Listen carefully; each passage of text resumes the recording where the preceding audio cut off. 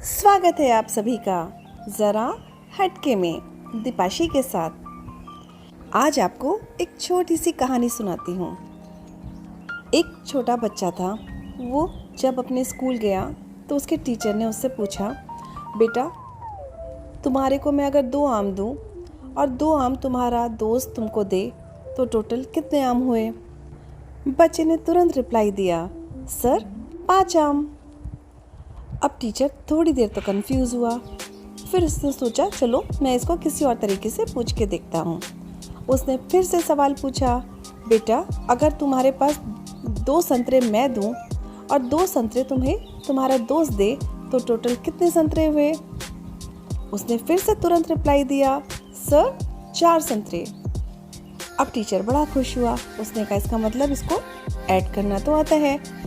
उसने फिर से अपना 2 सवाल दोहराया, ठीक है बेटा अब ये बताओ अगर मैं तुमको 2 आम दूं और 2 आम तुम्हारा दोस्त तुमको दे तो टोटल कितने आम हुए? बच्चे ने फिर से तुरंत से रिप्लाई दिया, सर 5 आम। अब टीचर थोड़ा कंफ्यूज हो गया। उसने बोला, बेटा 5 आम कैसे हुए? 2 और 2 तो 4 होते हैं। कहते मैं जानता हूँ सर। लड़के ने तुरंत रिप्लाई दिया, लेकिन 1 आम मेरे बैग में भी तो है, तो टोटल 5 आम मेरे पास हुए। ये सुनकर टीचर थोड़ी देर तो चुप हो गया, लेकिन शायद ये हमको बहुत बड़ा एक मॉरल दे के चला गया है। बच्चे के पास जो 1 आम था वो हमें पता नहीं है। हम कभी भी अपनी हालात के हिसाब से सामने वाले से जवाब की उम्मीद करते हैं। हमें लगता है हमने उसको अपनी स्थिति बताई, इसका जवाब ये होना चाहिए। हमें नहीं पता उसके अंदर उसके भीतर क्या चल रहा है या उसके पास पहले से ही क्या रखा हुआ है। 2 आम और 2 आम 4 होते ही ये बच्चा जानता था, लेकिन 1 आम उसके बैग में था।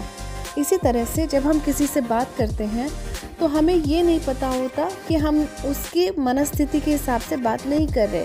हमने उसको अपनी सिचुएशन बताई, उसने तुरंत रिप्लाई दिया और हमको या तो गलत लगा वो आदमी या हम सोचने लगे कि इसको कुछ नहीं आता, ये नहीं जानता कुछ भी। मॉरल इसका स्टोरी का सिर्फ इतना हमें समझाता है कि कभी भी अगर हम किसी को देखकर बात कर रहे हैं, हमें नहीं पता पूरी तरह से कि वो किस सिचुएशन में है, उसके अंदर और क्या क्या रखा हुआ है, वो किस तरह से जवाब दे रहा है, उसका रीज़न क्या है।